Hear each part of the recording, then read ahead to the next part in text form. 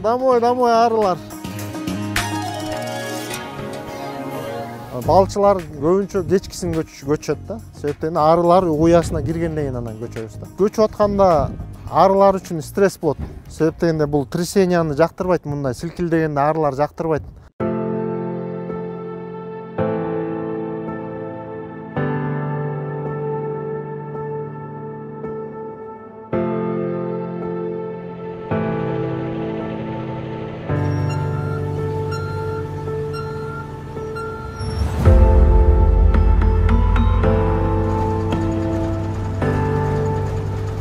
Gel Nurhan. Жай жумушубуз бүттү. Эми зимовка киргизгенге балчы электерди көчүрүп алып келдик. Бул жактан кышкыга даярдайбыз.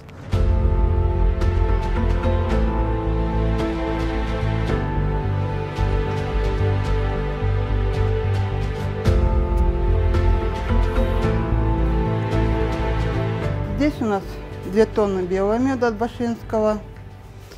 Потом там у нас стоит горный мед, около 1,5 тонн. Это у нас все стоит на отправку на экспорт.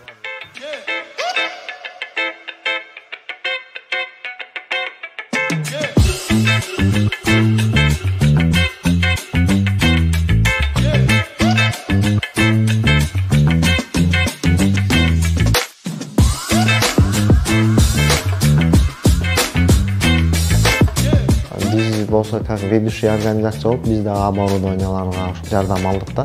Көп түрлөрүн алдык да. Мисалы моющий стеклянный тара дегенге дагы муктаж болчу, аны да алдык. Кремированный аппараттарды алып атабыз.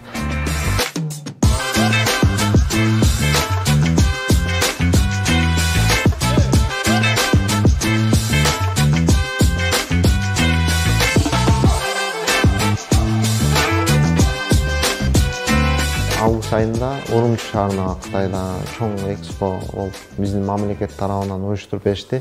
Кытай тарабынан 1000 тонна балга кол коюшулду. Быйылкы жылга ошо бир 100 тоннаны бир заготовка кылып берели деп планды алдыга коюп атабыз.